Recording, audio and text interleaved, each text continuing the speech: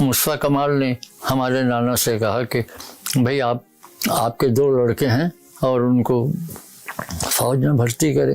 تو نانا نے ہمارے کہا کہ بھائی میں تو ترکی نہیں ہوں، وہاں ہندوستان سے جانے والوں کو ہندی کہا جاتا تھا، اور انہوں نے کہا میں ہندی ہوں.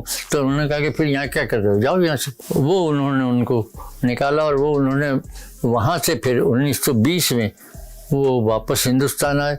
ہندوستان آنے کا مطلب یہ ہے کہ بمبئی میں آئے. پھر بمبئی سے وہ قصور پہنچے. قصور پہنچ کے وہاں انہوں نے اپنی جو ورثے کی جائیداد تھی وہ لی وغیرہ وغیرہ. السلام علیکم.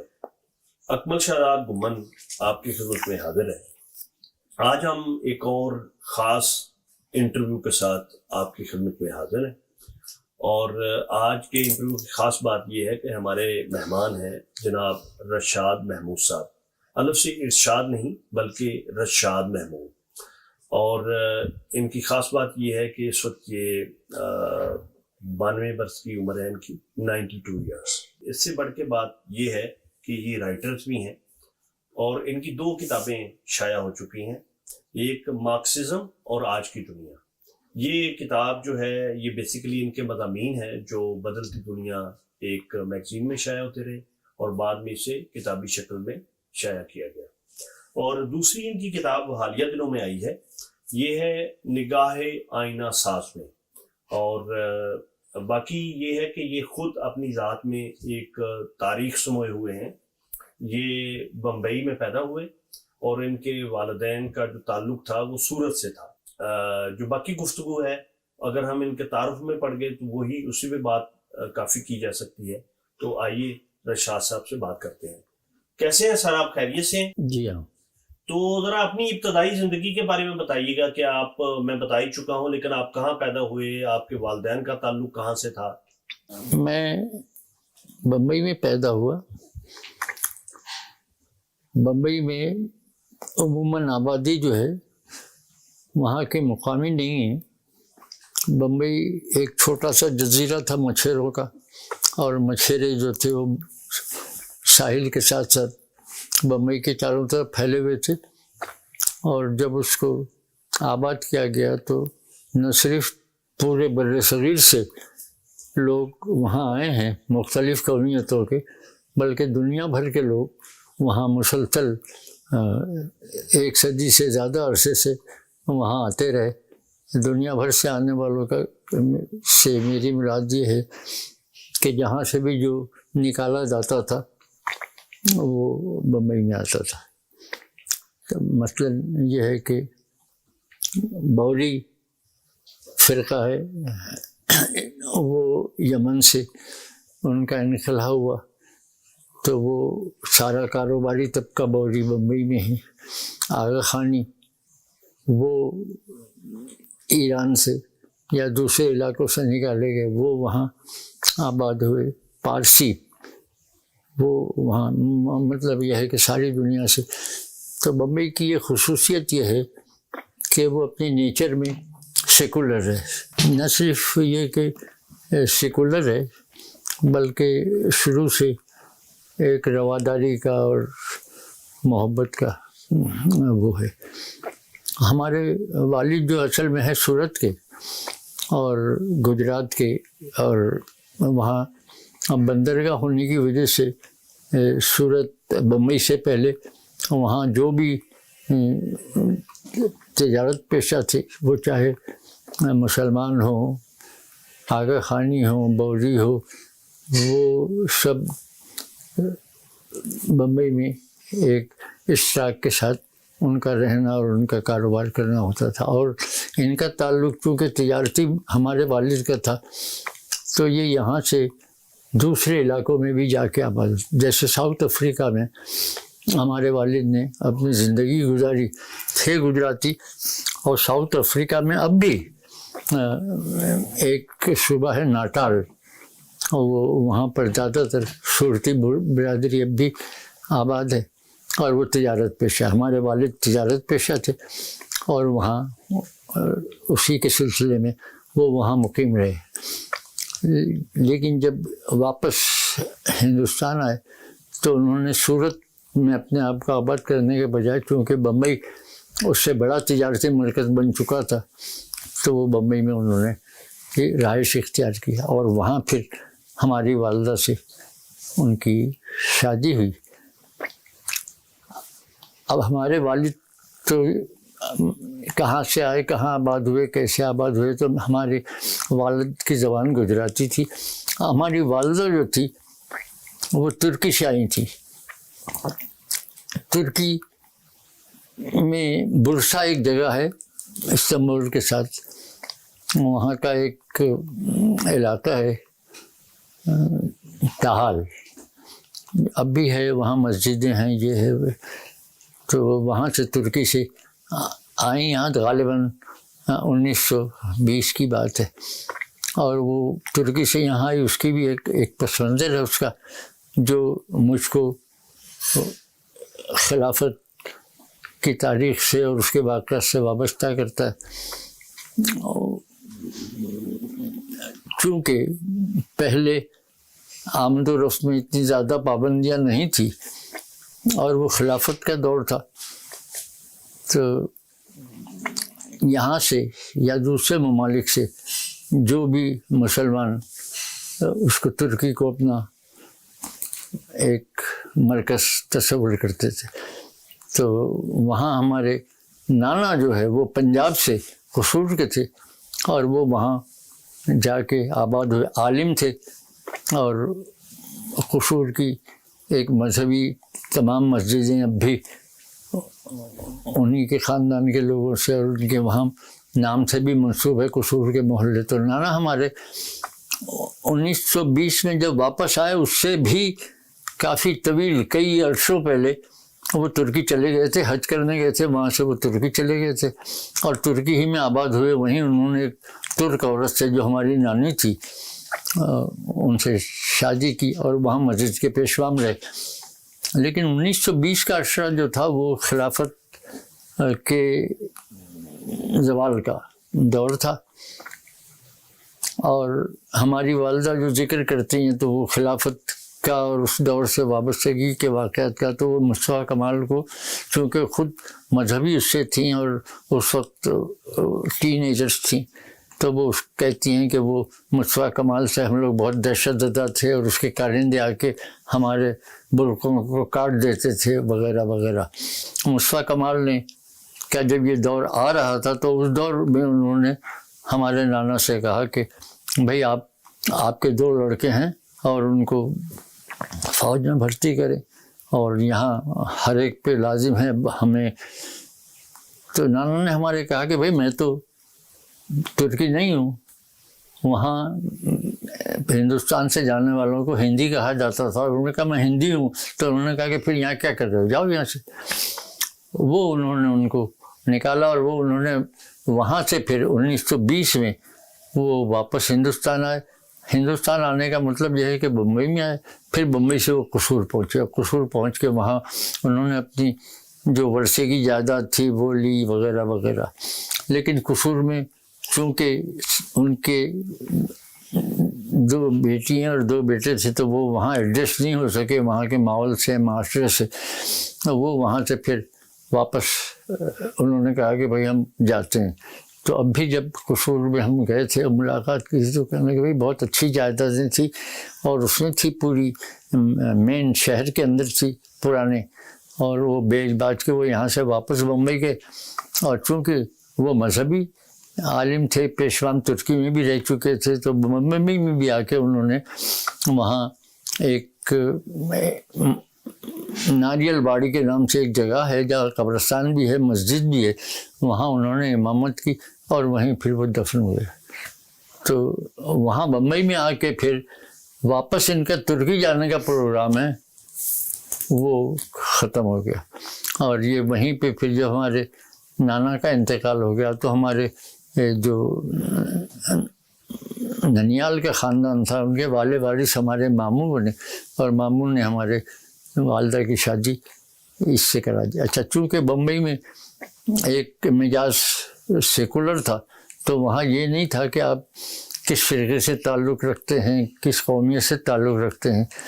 تو جیسے ہماری والدہ ترک تھیں، ہمارے والد گجراتی تھے، ہمارے نانا پنجابی تھے، اسی صورت سے اور مختلف قومیتیں ایک دوسرے میں گڈ مٹ تھیں، تو وہاں ہماری پیدائش ہوئی۔ تو آپ نے یہ اختصار سے مجھ سے پوچھا، تو یہ جو کتاب میں ہمارے نظریات یا خیالات میں لیں گے تو وہ کہیں سے اختراع کیے ہوئے نہیں ہیں، وہ ہمارے جینس میں ہے اور ہمیں ورثے میں ملے ہوئے ہیں۔ عموماً آزادی کے بعد جو قومیتیں ہوتی ہیں وہ ابھر کے آتی ہیں، وہ پھر اپنے حقوق مانگتی ہیں۔ اور آپ نے صورت دیکھا ہے؟ بالکل بالکل ہیں، اب بھی ہمارے وہاں رشتے دار ہیں، ہمارے چاچا کے بچے ہیں، ہمارے ایک بہن ہے سوتیلی، ہمارے والد کی پہلی بیوی سے ان کی اولادیں ہیں۔ بڑا ایک رچ آپ کا جو بیک گراؤنڈ ہے جو خاندان کے اعتبار سے، کہ اس میں پنجابی بھی ہیں، ترک بھی ہیں، گجراتی بھی ہیں، اور بمبئی میں بھی رہنا، تو اس سے وہ جو وسیع المشربی آپ کے مزاج میں بھی آئی، بالکل، اور وہ آپ نے اپنے بچوں کو بھی منتقل، بالکل بالکل بالکل۔ تو وہ ایک نامعلوم طریقے سے، یعنی جو آپ کا بیک گراؤنڈ تھا، یا کہ آپ کی کوئی ذہنی ساخت اس طرح کی ہوئی؟ نامعلوم ہی طریقے سے ہوگا، اس لیے کہ یہ ہم نے سب بعد میں ہمیں اس کا ادراک ہمارے جو والد تھے، والدہ تھے، ان سے ہم نے حاصل کیا، اور پھر معاشرہ، اور آپ کو اگر آپ معاشرے سے نتھی ہیں، معاشرے سے جڑے ہیں، تو وہ آپ کو آپ کی فکر صحیح ہے، آپ کے تجربات سے حاصل کرنے کا طریقہ صحیح ہے، تو وہ سب آپ کو یہ ساری چیزیں سکھا دیتا ہے۔ اچھا، ایک تو یہ بتائیے کہ سورت جو ہے اس کی ایک بڑا تاریخی نام ہے، وہ بالکل کتابوں میں آتا ہے، بالکل، اور آپ نے سورت دیکھا ہے؟ بالکل بالکل ہیں، اب بھی ہمارے وہاں رشتے دار ہیں، ہمارے چاچا کے بچے ہیں، ہمارے ایک بہن ہے سوتیلی، ہمارے والد کی پہلی بیوی سے ان کی اولادیں ہیں، اور یہ بات میں سمجھتا ہوں کہ ہماری عمر جب 92 سال ہے تو وہ اس بات کو بھی 5 صدی سے زیادہ عرصہ گزر گیا ہے۔ اور پھر اس کے بعد ہم 64 میں گئے تھے وہاں، اور ان سے سب سے ملاقات کی تھی، اور ہمارے رشتے دار وہاں صورت میں بھی ہیں، ہمارے چاچا کے حوالے سے اور ہمارے دوسرے رشتے داروں کے حوالے سے۔ اور وہاں کے علاقے مجھے اب بھی یاد ہیں، صورت کے جو شہر ہے جہاں ہمارے والد کا کاروبار تھا، ہمارے والد کے والد کا جہاں کاروبار تھا، وہ علاقے کے نام مجھے اب تک یاد ہیں۔ کیا نام ہے؟ نام بتائیے، اور والد صاحب کاروبار کیا کرتے ہیں؟ صورت میں ایک جھاپا بازار کہلاتا ہے، وہاں ان کا کاروبار تھا، اور ایک جو ہے وہ رانی تلاؤ کہلاتا ہے، وہاں ان کا کاروبار تھا، جو کاروباری مراکز تھے۔ لیکن وہ اس وقت کا صورت آج کے گاؤں بھی اس سے بہتر ہے، آج کا صورت جو ہے وہ آپ کے سنگاپور کے برابر ہے۔ اچھا، یہ صورت جو ہے کس ریاست میں ہے؟ مہاراشٹر میں؟ نہیں، گجرات میں۔ اچھا، اور پہلے وہ بمبئی صوبہ تھا انگریزوں کے دور میں، اور بمبئی جو ہے یہ تو مہاراشٹر میں ہے؟ بعد میں ہوا۔ اچھا، پہلے بمبئی صوبہ جو تھا تو وہ بمبئی صوبے میں یہ تھا، پھر ایک بمبئی میں صوبائی تحریک چلی، جہاں نو آزاد ملکوں میں عموماً آزادی کے بعد جو قومیتیں ہوتی ہیں وہ ابھر کے آتی ہیں، وہ پھر اپنے حقوق مانگتی ہیں۔ تو وہ جب ہندوستان آزاد ہو گیا 47 کے بعد، تو پھر وہاں قومیتوں کے، حالانکہ انگریزوں کے دور میں بھی انہوں نے وہ اسٹیٹ بنا دیے تھے، لیکن وہ اس میں حد بندی نہیں تھی، جیسے کہ سندھ بھی بمبئی میں شامل تھا، تو وہ اس وقت جو تھا وہ صورت جو ہے وہ بمبئی کا وہ تھا۔ صورت کے کاروباری بمبئی کی تجارت جو ہے وہ گجراتیوں کے ہاتھ میں، اور مہاراشٹر جو اس وقت کہلاتا ہے وہ جو ہے صوبہ ان کا سوراشٹر، یہ مہاراشٹر ہے۔ تو یہاں محنت کش طبقہ جو ہے وہ عموماً مہاراشٹر کے رہنے والے تھے، جن کو وہاں مراٹھا کہا جاتا تھا، تو تجارت ان کے ہاتھ میں تھی صورت کے۔ اور گجراتی لوگوں کی، وہ چاہے مسلمان بوری ہوں یا سنی ہوں یا آغا خانی ہوں یا کوئی بھی ہو، گجرات کے ہاتھ میں تھی۔ اور گجرات کے کاروباری طبقے کا نہ صرف اب سے، اور اس سے اگلے وقتوں میں بھی، پرانی 150 سال پہلے بھی گجراتی کاروباری اور تجارتی طبقہ جو تھا اس کو، اس سے خدمات، ٹوٹر مل جو تھا اورنگزیب کا وہ گجراتی تھا، ادھر کا جو تھا آپ کے بنگال کے جو ہمارے آزادی کے کیا نام ہے جنہوں نے انگریزوں سے 1757 میں نواب سراج الدولہ، ان کے بھی مالی مشیر جو تھے گجراتی تھے. تو تجارت چونکہ سورت کا مرکزی وہ تھا معاشرے کا اہم جز، تو زیادہ تر گجراتی کاروبار سے تجارت سے وابستہ تھے. ہمارے والد بھی اسی حوالے سے تجارت سے وابستہ. آپ کے والد صاحب کا کیا کاروبار تھا؟ ہمارے والد کا بمبئی میں فرنیچر کی دکان تھی، فرنیچر کا کاروبار تھا. اور سورت میں کیا کاروبار تھا آپ کے بڑوں؟ سورت میں تو ہمارے جو رشتہ دار ہیں ان کا کارچوبی ایک کہلاتا ہے، جو ادھر اس وقت کراچی میں بھی کرنے والے زیادہ تر گجراتی ہیں. وہ ساڑیوں میں اور کپڑوں میں وہ کام کرتے ہیں اور اس کا کام کرتے ہیں، تو اس کا کام تھا. سورت میں ہمارے والد کے کاروبار سے متعلق مجھے علم نہیں ہے، کیونکہ میں سمجھتا ہوں کہ زیادہ عرصہ انہوں نے ساؤتھ افریقہ میں گزارا، اس لیے کہ ہم نے اپنی دادی کو جو دیکھا تھا تو وہ چہرے کے نقوش جو ہمیں یاد ہیں اور جو ان کی رنگت تھی تو وہ ایک افریقن سے مشابہ تھی اور انتہائی سیاہ.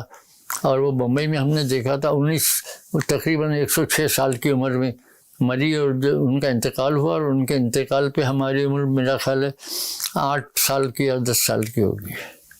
اچھا، یہ آپ اپنی دادی کی بات کر رہے ہیں؟ اپنی دادی کی بات کر رہا ہوں. بمبئی میں ان کا انتقال ہوا اور ہم نے اپنی نانی کو بھی دیکھا جو ترک تھی اور جو وہاں سے آئی تھی، اور ان اپنی پوری ترک خاصیت کے ساتھ ہم نے ان کو دیکھا، یعنی برقع پہنے ہوئے اور ایسے یوں کر کے یوں جراسی صرف آنکھ کا باہر رکھنا، اور پھر گھر ہی کے اندر سارے وہ کام کرنا. حالانکہ آج برسا جو ہے انتہائی ترقی یافتہ ہے، لیکن ان کے دادی نانی کے ہم جو یاد کرتے ہیں کہ انہوں نے کیسے یہ سب کچھ کیا، تو ایسا معلوم ہوتا ہے کہ یہ کسی دیہاتی عورت کا آج کے برسا کو آپ دیکھیں تو وہ ہماری نانی آج کے برسا کی عورت نظر نہیں آتی، اس لیے کہ گھر میں کپڑے دھونے کا صابن وہ خود بناتی تھی. ایک تھال رکھا، اس میں انہوں نے لوزمات لے کے آئیں اور اس میں پھر وہ جماتی تھی ٹکیا کاٹ کے. بمبئی جیسے چھوٹے چھوٹے کمروں کے شہر میں بھی وہ 2 یا 4 مرغی رکھتی تھی اور اس کو بھی پالتی تھیں اور اس سے انڈے حاصل کرتی تھی. تو یہ ساری خصوصیت جو تھی وہ ایک دیہاتی کی تھی، لیکن وہ رہنے والی برسا کی تھی، اور وہیں سے آج بھی ان کے رشتہ دار ہوں گے، لیکن ہم نے ان سے رابطہ نہیں کیا. اچھا، یہ تو آپ نے بڑی دلچسپ بات بتائی کہ آپ کی دادی جو تھی وہ ساؤتھ افریقہ سے تھی. شاید اس لیے کہ اس کے متعلق دادی کی کہاں کیسے تھی، کیا تھی، اور اس کا وہ جو تھا ہم نے اپنے والدہ سے دادی کے متعلق معلومات حاصل نہیں کی، نہ انہوں نے ہمیں بتلائی، لیکن جو ہم نے ان کو دیکھا ہے اپنی 6 سال کی عمر کی جو ہماری یادداشت ہے، تو آج ہم اپنی دادی کا چہرہ جب دیکھتے ہیں تو ہمیں ایک افریقن عورت نظر آتی ہے. بالکل صحیح. یہ حدود اربا آپ پوچھ رہے تھے، میں اس لیے بتا رہا ہوں کہ یہ جو میرے نظریات اور یہ ہیں، اور اس کے بعد بھی یعنی اپنی یہ جو خاندانی تتر بتر ہونے کے بعد بھی جو ہم نے جو نظریات اپنائے ہیں، جس پہ آج تک ہم کاربن ہیں، تو ہم نے اس کو نظریات کو صرف پڑھ کے نہیں اس کو اپنایا. ہم نے جس نظریے کو بھی اپنایا ہے اس کو ہم نے عمل کی کسوٹی پہ اور حقائق کی کسوٹی پہ کسنے کے بعد جب اس کی سچائی ہم پر واضح ہوئی تو پھر ہم اس پہ کاربند ہوئے. اچھا، تھوڑا ذرا اپنی ابتدائی زندگی کے بارے میں بتائیے گا کہ آپ کہاں آپ نے پڑھا، یا آپ کی ابتدائی زندگی کیسی تھی، اس میں کیا مشکلات آئیں بمبئی میں، اور اس زمانے میں بمبئی کیسا تھا؟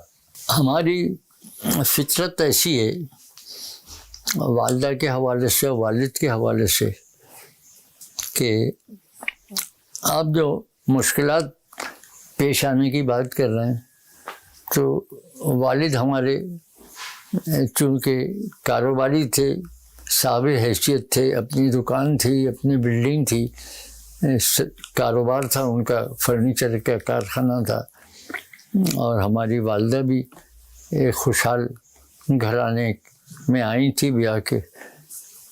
لیکن ان کی بھی تربیت والد و والدہ نے کہ جو زندہ رہنے کا طریقہ تھا اس میں کہیں بھی ہم نے ان کو یہ نہیں دیکھا کہ کسی چیز کے بارے میں یہ ہو کہ یہ کام بہت مشکل ہے، یہ مشکل ہے، یہ مشکلات ہیں، وہ مشکلات ہیں.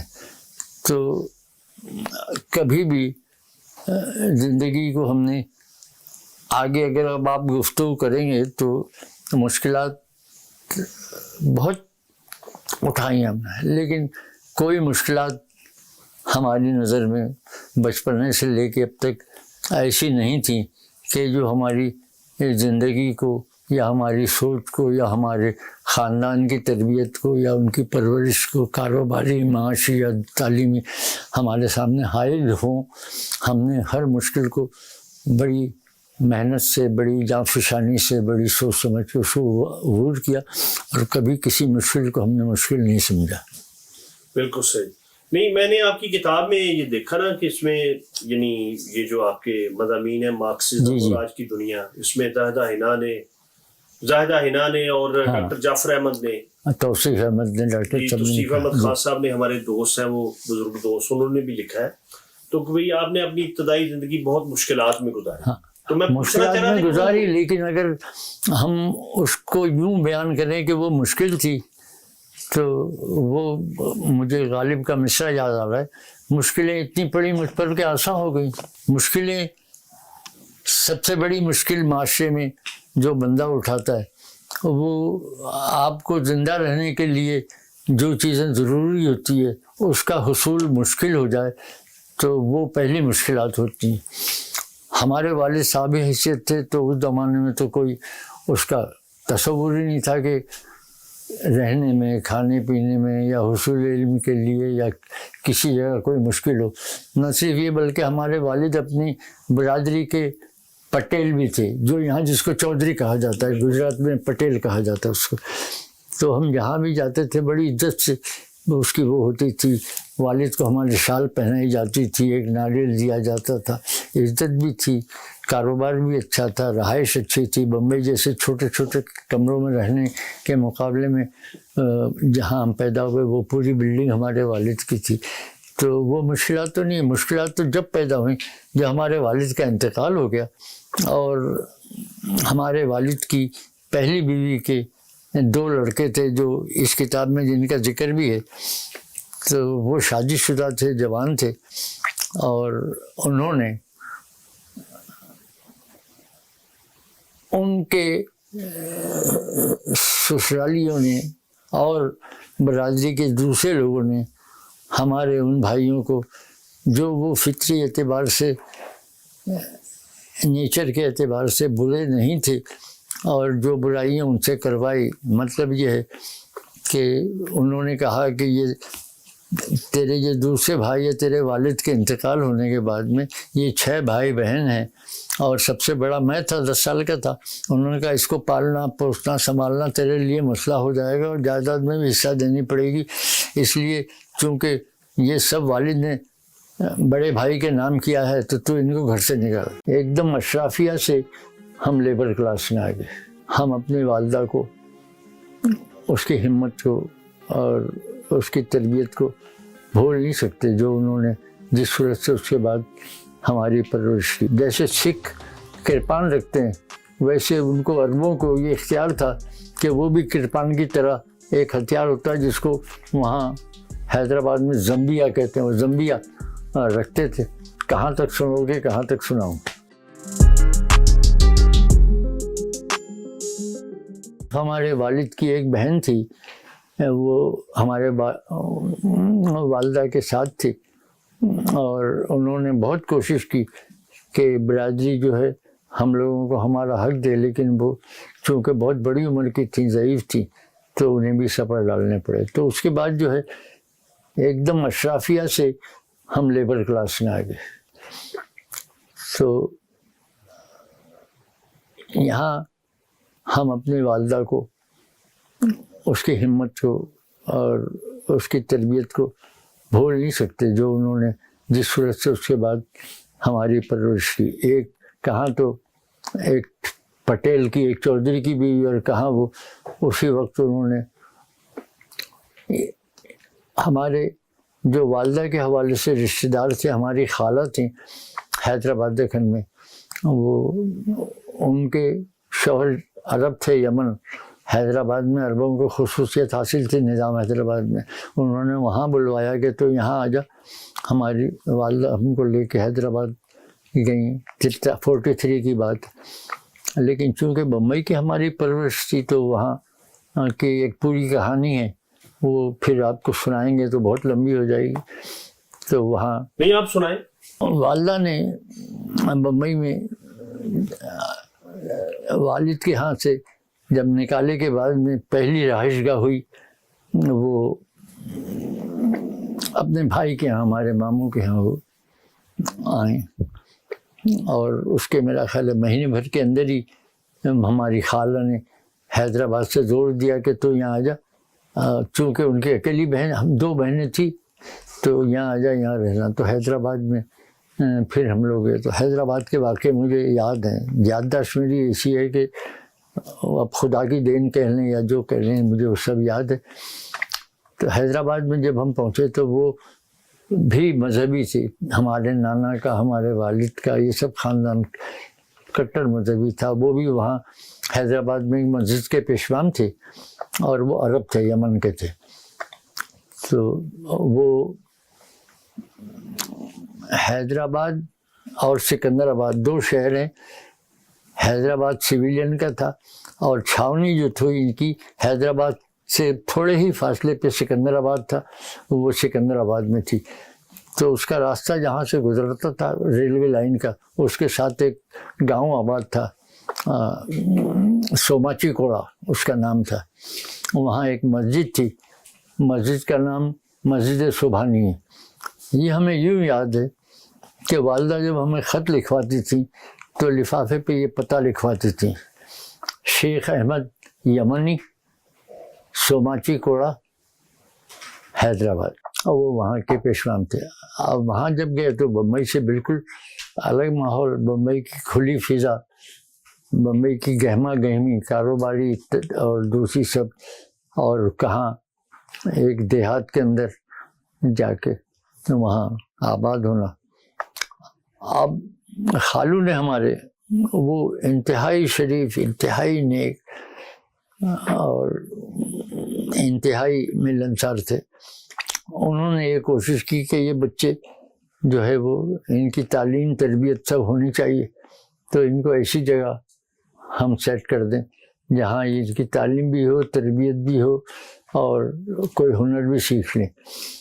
تو نظام حیدرآباد کی طرف سے، یہ 43 کی بات ہے، حیدرآباد سے تھوڑی دور ایک علاقہ ہے سرو نگر، نیٹ پہ آپ دیکھیں سرو نگر، وہاں ایک بہت بڑا نظام سرکاری طور پہ انہوں نے ایک ادارہ بنایا تھا جس میں یتیم بچوں اور حاجت مند بچوں کو رکھا جاتا تھا، جہاں تعلیم بھی دی جاتی تھی، ہنر بھی سکھایا جاتا تھا، اور وہاں بڑی مشکلوں سے داخلہ ملتا تھا۔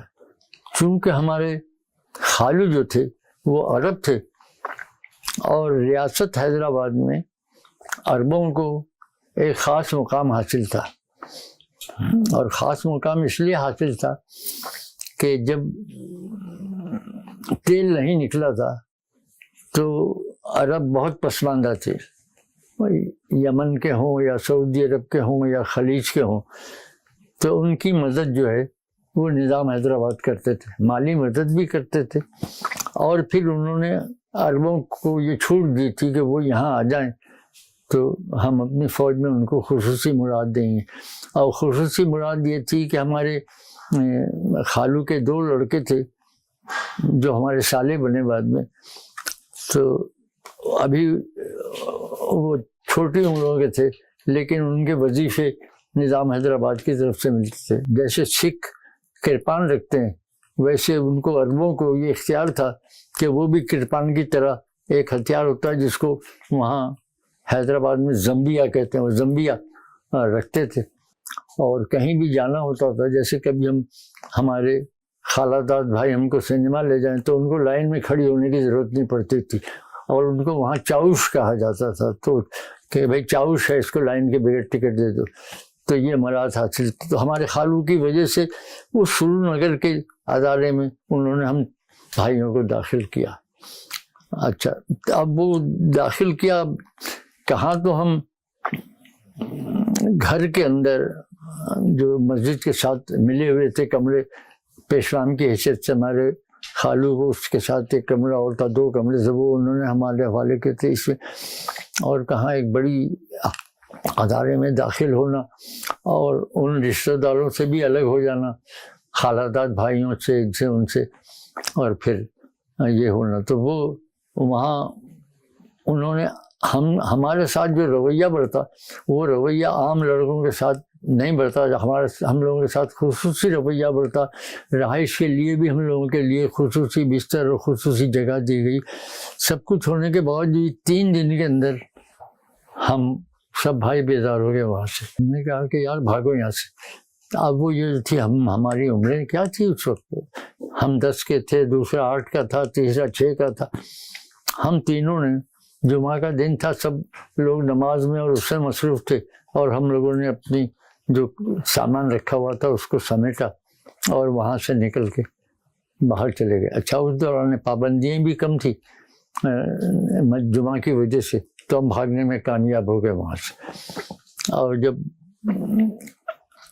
اب وہاں سے جائیں کیسے، وہ کافی دور تھا، تقریباً 10-12 کلومیٹر دور ہوگا. آئے تھے وہاں سے ٹانگے میں، اب وہ جائیں تو پیدل، پیسے تو تھے نہیں پاس میں، پیدل جائیں تو بہت پوچھتے پاچھتے اور یہ کرتے ہوئے ہم تینوں بھائی وہاں سے نکلے اور مغرب کے وقت ہم گھر پہنچے. والدہ نے دیکھا، ارے 3 دن میں تم لوگ کیسے واپس آ گئے؟ ہم نے کہا بھائی جمعہ تھا، چھٹی ملی. انہوں نے کہا جاؤ گھر میں 2 دن بعد آ جانا. اب یہاں آ گئے گھر میں، 1 دن رہے، دوسرے دن اب ان کو تشویش ہوئی کہ کیا معاملہ. پھر وہاں سے انہوں نے پیغام بھیج دیا کہ بھائی آپ کے لڑکے یہاں سے غائب ہے. تو ہمارے خالو نے بہت سخت ہم لوگوں کے ساتھ کہا کہ بھائی میں نے اتنی محنت سے آپ لوگوں کو داخل کیا تھا، ہماری والدہ سے کہا، اور یہ وہاں سے بھاگ آئے. تو ہماری والدہ نے ہم کو بٹھایا، ہم بڑے تھے سب، باقی سب. انہوں نے کہا رشاد یہ کیا حال ہے بیٹا، ماں تو تعلیم بھی حاصل کر لے گا، کام بھی سیکھ لے گا. کیونکہ ہم فرنیچر سے متعلق تھے تو ہمارا ورک شاپ تھا، تو لکڑی کاٹنا اور اس کو ریگ مار لگانا، یہ اس ہم تھوڑے بہت واقف تھے. تو وہاں بھی ہم کارخانے میں بھی ان 3 دنوں میں جا کے دیکھتے تھے. ان کا یہ کیا کیا تو نے؟ میں نے کہا کہ اماں ہم یہاں رہ نہیں سکتے، ہم ممبئی جائیں. کہنے کہ وہاں خالو کے یہاں بھی نہیں رہنا. میں کہا نہیں رہنا. کہنے کہ پھر ہماری والدہ نے ہمارے سامنے سجیش رکھا کہ بیٹا صرف تمہارے سامنے 2 راستے تھے. ایک تو یہ ہے کہ یہاں تعلیم حاصل کرتے، علم حاصل کرتے، یہاں سے تربیت حاصل کر کے نکلتے اور میں اپنے بہن کے ساتھ زندگی گزار دیتی. دوسرا راستہ یہ ہے کہ بمبئی میں اب سوائے محنت کرنے کے تمہیں اپنی زندگی گزارنے کا دوسرا راستہ نہیں. ہمیں بٹھا کے آرام سے سب بات سمجھائی اور ہم نے کہا کہ نہیں ہم وہاں محنت کریں گے جو بھی ہوگا. تو یہ مشکلات کا آپ نے پوچھا تو ابتدائی مشکلات تو ایسی میں 10 مشکلات گنا سکتا ہوں. آپ کہاں تک سنو گے، کہاں تک سناؤں. ہم اگر یاد کرتے ہیں اپنے زندگی کے ماضی کو تو ہمیں ایک دن بھی ایسا نہیں ملتا ہم جب کسی روزگار سے وابستہ نہ ہو. سب سے پہلے روزگار کی تلاش کرتے تھے. 3 چیزیں ہم سمجھتے ہیں کہ آپ کو زندگی میں اس کو اولیت دینی چاہیے: روزگار ہو، گھر بار ہو اور یار ہو. ہندرین اولاد لال، ترکی زبان میں خیر نہیں ہے، خنزیر کو ہنزیر بولتی تھی وہ کہتی تھی ہندرین اولاد لال. تو یہ مشکلات کا آپ نے پوچھا تو ابتدائی مشکلات تو ایسی میں 10 مشکلات گنا سکتا ہوں. آپ کہاں تک سنو گے، کہاں تک سناؤں. یعنی آپ نے یہ راستہ خود چنا؟ بالکل خود چنا. اور بمبئی میں جیسے ہی ہم پہنچے تو ظاہر ہے کہ ہم اپنے ماموں کے ہاں پہنچے، اور بمبئی میں چھوٹے چھوٹے رہائشی کمرے ہوتے ہیں. والد کے تو ہماری پوری بلڈنگ تھی تو ان کا چھوٹا سا کمرہ تھا، وہیں رہائش اختیار کی. اور بمبئی میں چال سسٹم ہوتا ہے جس میں ایک ساتھ میں 15-20 مکانات ہوتے ہیں، جو کراچی میں بھی بعض جگہ پر ہے. تو اس میں ایک کمرہ تھا ہمارے ماموں کا، وہاں ہم ان کے ساتھ رہنے لگے. اور وہیں پہ ایک کمرے میں ایک کارخانہ تھا گتے کا، गत्ते के डिब्बे बनाने का। तो हमारी वालदा ने वहाँ पहली नौकरी हमें वहाँ लगाई, जो गत्ते के डिब्बे जूतों के और इसके मिठाई के डिब्बे बनाते थे। तो वहाँ 5 आने रोज़ पे। हम 2 भाई थे, जो बाकी 2 भाई छोटे थे और 2 बहनें थी। तो वो हमारी वालदा ने तो पहली नौकरी सर्विस की इब्तिदा हमने वहाँ से की। और फिर उसके बाद हम मुसलसल मेहनत से हम भागे नहीं। आज इतनी इस उम्र में भी हम अगर याद करते हैं अपने ज़िंदगी के माजी को, तो हमें एक दिन भी ऐसा नहीं मिलता हम जब किसी रोज़गार से वाबस्ता ना हो। चाहे हम मुंबई में रहे हों, कलकत्ता में रहे हों, हैदराबाद में रहे हों, या कराची में रहे हों, या कराची के पाकिस्तान के दूसरे शहरों में रहे हों, यहाँ के लाहौर रहे, दूसरे जहाँ भी हम गए हैं वहाँ हम सबसे पहले रोज़गार की तलाश करते थे। और रोज़गार 3 चीज़ें हम समझते हैं कि आपको ज़िंदगी में उसको अव्वलियत देनी चाहिए मुख्तलिफ़ मदारिज में। और अगर ये आपके और यही समाजी माशरे का और नज़रियात का ये है कि ये, और वो मेरे नज़दीक जो है हर बंदे को रोज़गार से वाबस्ता होना चाहिए, हर बंदे को घर बार होना चाहिए, और हर बंदे के साथ एक ख़ास उम्र के बाद यार होना चाहिए। रोज़गार हो, घर बार हो और यार हो, आपकी ज़िंदगी में आसूदी है। इसी के हुसूल के लिए जो आम आदमियों को हासिल नहीं है, सोवियत यूनियन की भी यही कोशिश थी, कम्युनिस्टों की भी यही कोशिश है, जो फलाही रियासतें उनकी भी यही कोशिश है कि हर बंदे को रोज़गार हो, घर बार हो और यार हो। आपकी वालदा कौन सी ज़ुबानें बोलती थी? तुर्की भी बोलती थी और उर्दू जो सीखी थी उन्होंने। जो कसूर में वो रही थी, जब हमारे नाना आए थे तो हमारी खाला या मामू तो नहीं बोल पाते थे, लेकिन हमारी वालदा पंजाबी जानती थी, पंजाबी बोलना और समझना जानती थी। अच्छा, बोल भी लेती थी? हाँ, बोल भी लेती थी। और आपको अगर कभी डांटना हो तो किस जुबान में डांटती थी? डांटती तो उर्दू में थी, लेकिन अगर गाली देती थी तो तुर्की में गाली देती थी। अच्छा अच्छा, पंजाबी में कभी नहीं उन्होंने डांटा? नहीं। आपसे कभी मतलब ये है कि गुस्से में आती थी तो जो उमूमन कहा जाता है कि सुअर का बच्चा, तो वो ये नहीं कहती थी, वो कहती थी हिंदरिन औलाद लाल। तुर्की जबान में खैर नहीं है, खंजीर को हिंजीर बोलती थी वो, तो कहती थी हिंदरिन औलाद लाल।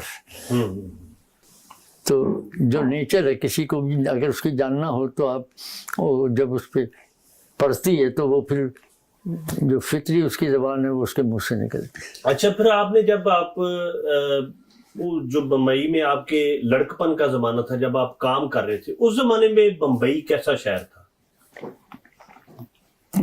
कैसे की जरा तशरीह कर दी, किस सिलसिले में, कैसे से मुराद?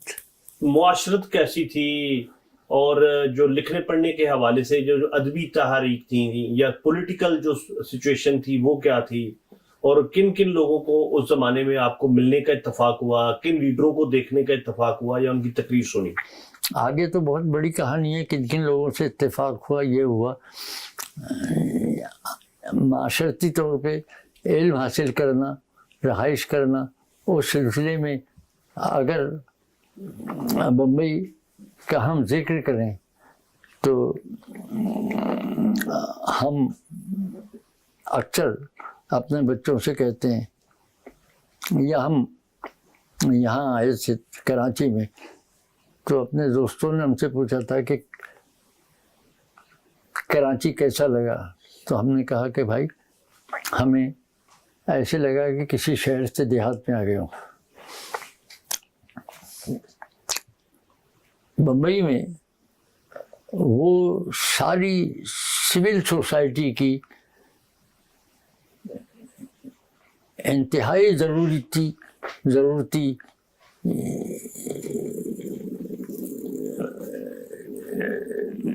उनके अदारे, उनकी तालीमी निज़ाम, उनका सारा निज़ाम ऐसा डेवलप था कि वो अब भी वो शहरी सिविल सोसाइटी का डेवलप बम्बई को अंग्रेज़ों ने ऐसे किया था जो उन्होंने 300-400 साल की इंडस्ट्रियल डेवलपमेंट में लंदन को या उसको हासिल किया था। बम्बई में एक म्यूनसिपल कमेटी थी तालीम का, आप हमारी हवाले से मालूम करते हैं। तो हम जो स्कूल में दाखिल हुए तो हर इलाके में जो आबादी आबाद थी उसी ज़बान में उसका स्कूल था। हमारे चूँकि मुसलमानों का इलाका था तो उर्दू ज़बान में हमारे वालिद ने हमको दाखिल किया था, जो प्राइमरी और ये हमने हासिल की यहाँ से। लेकिन वालिद की ज़बान गुजराती थी, कारोबारी ज़बान गुजराती थी, और गुजराती ज़बान के लोग अपना खाता, अपना हिसाब किताब गुजराती ज़बान ही में लिखते हैं, और उनके हिंसे भी 1 2 3 ये भी गुजराती में उनका वो होता है। तो वो हमारे वालिद ने हमें सिखाने के लिए बम्बई की म्यूनसिपल कमेटियों की तरफ से ये था कि किसी स्कूल में अगर 10 तालिब इल्म की कोई और ज़बान की भी तालीम हासिल करना चाहते हैं तो एक मास्टर उसके लिए मुकर्रर कर देते थे। तो स्कूल के दिन के टाइम के बाद में उसकी क्लासें होती थी, तो वहाँ हमारे वालिद ने हमें गुजराती ज़बान सिखाने के लिए दाखिल किया था, और गुजराती ज़बान हमने यूँ सीखी। तो बम्बई को जो हमने देखा वो एक भरपूर सिविल सोसाइटी का तरबियत याफ्ता शहर देखा। मतलब जिस मोहल्ले में हमने आँख खोली तो उससे हम जब बाहर निकलते थे तो साथ ही में एक बहुत बड़ा हॉस्पिटल था, जे हॉस्पिटल के नाम से, वो वहाँ फ्री इलाज था। हमें जब भी कुछ होता था, कहीं शीशा लग गया या ये हो गया या कोई फोड़ा निकल आया, तो वालिदा हमें लेके जाती थी और वहाँ फ़ौरन इलाज होता था। और वहाँ नर्सें जो है बिल्कुल बेहतरीन ट्रीटमेंट करती थी और एक पैसा देना नहीं पड़ता था। तालीम हासिल करते थे, वहाँ एक पैसा हमें देना नहीं पड़ता था। नाइट स्कूल में गुजराती हासिल करते थे, वहाँ एक पैसा हमें देना नहीं पड़ता था। फिर सिविल सोसाइटी के लिए जो दूसरी लुज़मात है, मतलब ये है कि अब बम्बई से आप थोड़े मोहम्मद अली रोड है मुसलमानों का इलाका, वहाँ से आप जैसे ही आगे बढ़ते चले जाएं तो आपको एक एक चीज़, बम्बई का स्टेशन पे आप उतरें तो विक्टोरिया टर्मिनस कहलाता है। वो इतना बड़ा रेलवे स्टेशन है जो जैसे लाहौर का हमारे ऐसा, और बल्कि इससे भी बड़ा। उसके विक्टोरिया टर्मिनस रेलवे स्टेशन के साथ ही सामने बॉम्बे म्यूनसिपल कॉर्पोरेशन की बहुत बड़ी इमारत है, जैसे कराची में बल्दिया की इमारत है। और उस पाए की इमारत बल्दिया की हमें पाकिस्तान में कोई दूसरी जगह नज़र नहीं आई जो कराची की बल्दिया की इमारत। फिर उसकी बल्दिया की इमारत के सामने चले जाएं, साथ में चले जाएं आगे तो टाइम्स ऑफ इंडिया का प्लेस है, जिसकी बहुत बड़ी इमारत, यानी सहाफ़त और सियासत का इतना बड़ा मरकज़ था। उससे थोड़ा सा आगे चले जाएं तो सेंट जेवियर कॉलेज था जिसमें भुट्टो ने तालीम हासिल की, इंग्लिश मीडियम का था। उससे आगे बढ़ें तो क्राफर्ड मार्केट थी जो अंग्रेज़ों की बनाई हुई मार्केट थी, और जहाँ भरपूर तरीके से आज के जो है बड़े बड़े ये तजारती माल बनते हैं, इस तरीके का हाल था।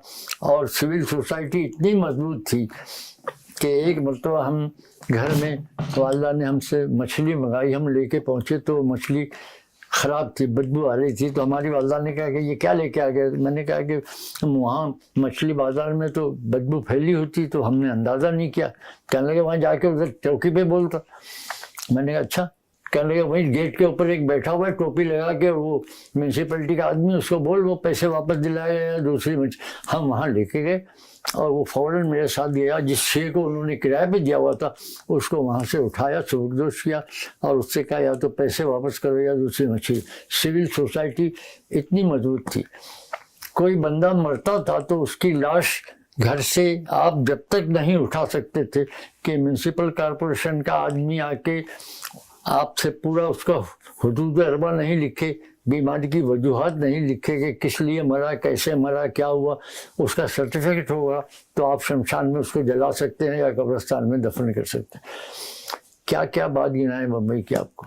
تو آپ کے محلے کا کیا نام تھا جہاں آپ رہتے؟ جہاں میں پیدا ہوا اس محلے کا نام تھا چوکی محلہ. اچھا. اور عام طور پہ جو نام علاقے کا پرایا جاتا ہے، لیکن جو میونسپل کا نام دیا ہوتا اس کا نام تھا اندریا اسٹریٹ. اور جو بلڈنگ تھی ہمارے والد کی اس کا نمبر تھا 93، چوکی محلہ 93 اور بمبئی. اور آپ نے تعلیم کہاں تک حاصل کی، روایتی تعلیم؟ میں میٹرک تقریباً انٹر میں نہیں، میں میٹرک تک ہی میں نے حاصل کی. سیکنڈری اسکول تک میں نے پڑھا، باقی ساری تعلیم. اور اس تعلیم ہی کی بیس تھی کہ جو بعد میں ہم کو اس نے ہمیں چین سے بیٹھنے نہیں دیا، اس لیے کہ اس بیس کو جو اس دور کے تعلیمی نظام کا دیا ہوا تھا اس کو ہم بھلا نہیں سکے. آج ہم ذکر جب کرتے ہیں، ابھی کچھ دوستوں کے ساتھ ناظر بیٹھے ہوتے، انہوں نے کہا کہ ہم تعلیم کیا حاصل کریں. ہم نے کہا کہ بھائی تعلیم حاصل کرنے کا مطلب یہ ہے کہ نصاب کی کتابیں نہیں ہیں، ہم نے جو حاصل کیا ہے دنیا سے خود حاصل کیا ہے، اور آپ اس کے لیے سب حاصل کریں. پہلے آپ فکشن پڑھیں، پھر اس کے بعد آپ فکشن سے بعد میں سوشل سائنسز کی کتابیں پڑھیں، پولیٹیکل سائنسز کی کتابیں پڑھیں، اور اس کی ساری بیس جاننے کے لیے آپ کو فلسفے کا پڑھنا ضروری ہے. تو ناظر چونکہ تعلیمی شعبے سے ہی متعلق تھے تو انہوں نے کہا کہ آج فلسفہ جو ہے یہاں بھی اس کو وہ کیا گیا ہے اور وہاں بھی اس کو فلسفے کو مغرب میں بھی ہٹایا جاتا ہے. اور میں سمجھتا ہوں کہ یہ دنیا کو اندھیرا رکھنے کے لیے، دنیا کو معاشی مفاد کے تحت اپنے راستے پہ چلانے کے لیے عام لوگوں کو بنیادی فلسفی سے آپ کو دور رکھا جاتا ہے. تو یہ تعلیم جو وہاں ہم نے حاصل کی، تو وہ جو میونسپل اسکولوں میں ابتدائی تعلیم حاصل کی تھی، تو سیکنڈری کی تک پہنچنے تک ہمیں جغرافیہ کا پورا ادراک تھا. ہمیں ہاتھ سے بنانا پڑتا تھا کہ بمبئی کا جغرافیہ یہ ہے اور اس کا شمال یہ ہے، جنوب یہ ہے. ہندوستان کا جغرافیہ یہ ہے، اس کا شمال یہ ہے، جنوب یہ ہے. اتنے بڑے اعظم ہیں اور اس کا حدود اربع اور ان کی سمتیں یہ کہ کامن ویلتھ کا داس یہ نہرو اور تباہی لانے نہ پائے، مارنے ساتھی جانے نہ پائے. غزل پڑھی تھی نہرو کے خلاف کے. مجروح سلطان پوری کے وارنٹ نکلے تھے گرفتاری کے، اور وہ روپوٹ سے، اور ایک مشاعرے کا اعلان ہوا کہ اس میں مجروح سلطان پوری آئیں گے. مجروح غزل پڑھ رہے تھے، غزل پڑھنے تک، مشاعرہ ہونے تک، اور وہاں اس کا CID کا سربراہ شیخ نام کا ایک شخص تھا. تو جب وہ مشاعرہ ختم ہوا اور نہرو وہ مجروح اسٹیج سے اترنے لگے تو شیخ نے جا کے ہاتھ ملایا مجروح صاحب سے، کہنے لگا آج چلیے. ہاں کہنے میں تیار ہوں. یعنی کسی فرد کو اس کے رتبے کے مطابق اس کو یہ دینا اور اس کو یہ کرنا، وہ ایک سول سوسائٹی کے ایک معمولی آدمی کو بھی ان لوگوں نے سکھایا تھا کہ کیسے کیا جائے. کچھ انگریز ضعیف غریب وہ باہر دروازے میں بیٹھے رہتے تھے، کیونکہ وہاں بمبئی تو انگریزوں کی پرانی آبادی تھی، وہ بیٹھے رہتے تھے کہ کوئی شراب پی کے نکلنے والا کوئی تھوڑی سی شراب دے دے گئے. تو آتے جاتے ہم اس کو، جب اس دن ہم گئے کارخانے میں تو پتہ چلا کہ ان سب کو مار دیا گیا، ان انگریزوں کو. آپ کی ایسٹ انڈیا کمپنی آئی تو اس زمانے میں جو گورنر نامزد ہوتے تھے تو وہ گورنر بظاہر تو ہندوستان میں مختار ہوتے تھے، لیکن وہ گورنر سول سوسائٹی کے جو ادارے تھے انگلینڈ میں وہ اس کے پابند تھے. یہاں اگر کسی نو آبادی سے وہ زیادتی کرتے تھے تو وہاں کی سول سوسائٹی کے ادارے اس گورنر کی کھنچائی کرتے تھے.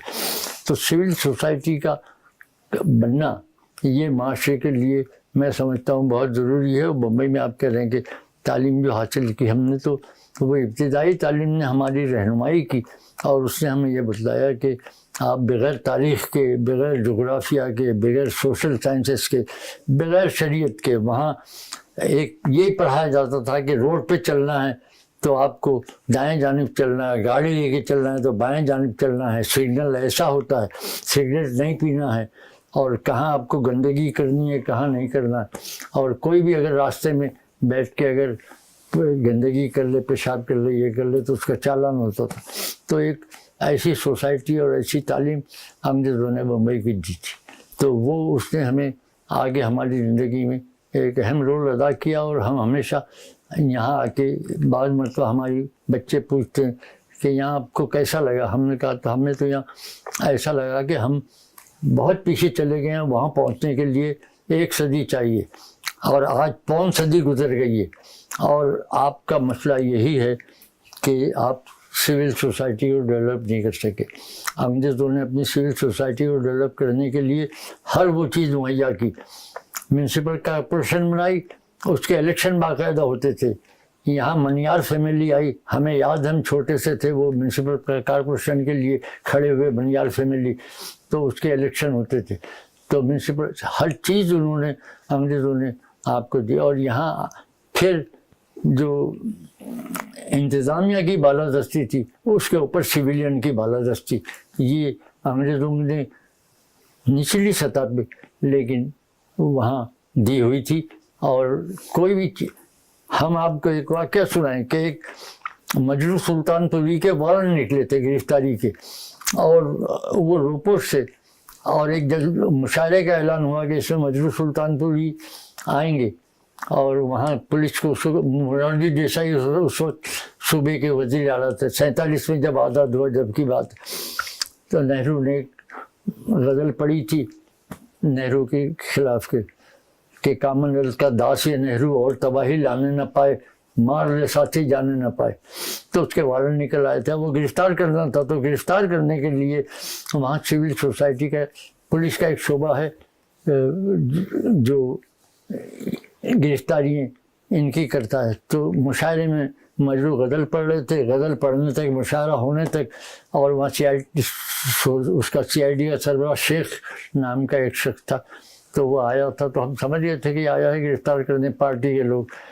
तो जब वो मुशायरा ख़त्म हुआ और नेहरू वो मजरू स्टेज से उतरने लगे, तो शेख ने जाके हाथ मिलाया मजरू साहब से, कहने लगे आज चलिए। हाँ, कहने मैं तैयार हूँ। यानी किसी फ़र्द को उसके रुतबे के मुताबिक उसको ये देना और उसको ये करना, वो एक सिविल सोसाइटी के एक मामूली आदमी को भी उन लोगों ने सिखाया था कि कैसे किया जाए। अपने जो असातिज़ा हैं जो स्कूल के, उनमें से किसी का नाम आपको याद है? स्कूल में जी, जो आपके असातिज़ा, जो आपको टीचर पढ़ाते थे, किसी का नाम याद है?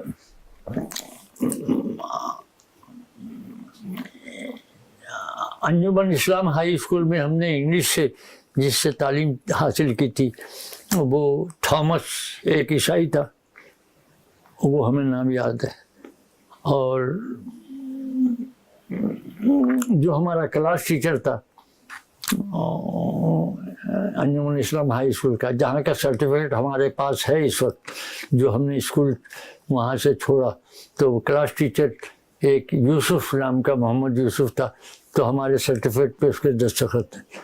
इससे आगे हमें ये याद है कि उस अंजुमन इस्लाम हाई स्कूल का जो हेड था, उसका नाम ज़ियाउद्दीन था, अंजुमन इस्लाम हाई स्कूल का। अच्छा, कोई जो आपके क्लास फेलोज थे, उनमें कोई बाद में कोई बड़ा मुकाम या बड़ा सियासतदान या कुछ ऐसा? होगा, हमें याद नहीं। अच्छा, होगा, हमें याद नहीं, इसलिए कि वो इब्तिदाई तालीम थी और लड़कपन का दौर था। अच्छा, ये जरा बताइएगा कि मार्क्सी ख्यालात की तरफ आप कैसे आए, या कैसे आप इनसे मुतासर हुए? हमने इसमें तहरीर किया है, दोनों किताबों में भी इसका जिक्र है। चूँकि हमारा नेचर, हमारी तालीम, हमारी तरबियत, हमारा माहौल सब एक ख़ास सांचे में ढले हुए थे, और सियासत से वाबस्तगी हमें वालिद से वर्षे में ली थी। बम्बई में गुजराती अखबार निकलता था, शायद अब भी निकलता हो। पाकिस्तान बनने के बाद कराची में भी वो आता रहा बहुत देर तक, क्योंकि यहाँ गुजराती बिरादरी उसको पढ़ती थी। उसका नाम था मुंबई समाचार। ये मुंबई नाम तो अब रखा है, लेकिन मुंबई बम्बई में गुजरात में मुंबई ही कहा जाता था। यानी बम्बई का पुराना नाम मुंबई था। हाँ, मुंबई ही था, मुंबई ही कहते थे। और वो अखबार जो है गुजराती ज़बान का सबसे बड़ा अखबार था, उसका नाम था मुंबई समाचार, बम्बई का की खबरों का उसका वो करता था। तो वो वर्षे में हमें मिला हुआ था। तो वो जब हम अशराफिया से लेबर क्लास में आ गए तो हम कारखानों में काम करने लगे थे। 46 में 46 में हमारी उम्र 14 साल थी गालिबन। वहाँ एक कारखाना था, अंग्रेज का था। जिस जगह कारखाना था उस एरिया को फोर्ट एरिया कहते थे। वो अंग्रेज़ों ही के वहाँ बड़े बड़े शोरूम थे और दुकानें थी और कारोबार थे। उनके फेबर लोबा की घड़ियों की बहुत बड़ा शोरूम था, ईस्टर्न वॉच कंपनी थी और दूसरे उसके अदारे। तो वहीं पे एक अंग्रेज़ का एक कारखाना था, तो उसमें हम मुलाजमत करते थे। और चूँकि हम फर्नीचर के काम से वाबस्तगी वालिद के हवाले से थी, तो वो फर्नीचर वहाँ बनता था। वहाँ से फिर वहाँ एक मिस्त्री था, केशव नाम था उसका, उसके हम हेल्पर के तौर पे थे कि वो जो ये कर दो, वो कर दो, ये लकड़ी उठा दो, रंदा खींच लो, फलां कर लो। वो बंदा सेकुलर था। हम उस ज़माने में भी एक आने का अखबार मिलता था खिलाफत, जो खिलाफत कमेटी बम्बई की निकालती थी। जाहिद अली शायद उनका नाम था, जो इनके इंतकाल के बाद, शौकत अली जौहर के इंतकाल के बाद जो बम्बई के थे। तो खिलाफत हम एक आने का अखबार भी उस ज़माने में अपने रोज़मर्रा के अखराजात जो हमारी वालदा हमको देती थी उसमें से हम बचा के वो अखबार ख़रीदते। वो अखबार हम लेके जाते थे तो केशव से डिस्कस होती थी, बात करती थी। उसके पास आर्यावर्त आता था पंजाब से, वो पंजाबी था। और वो फिर वहाँ पर उसने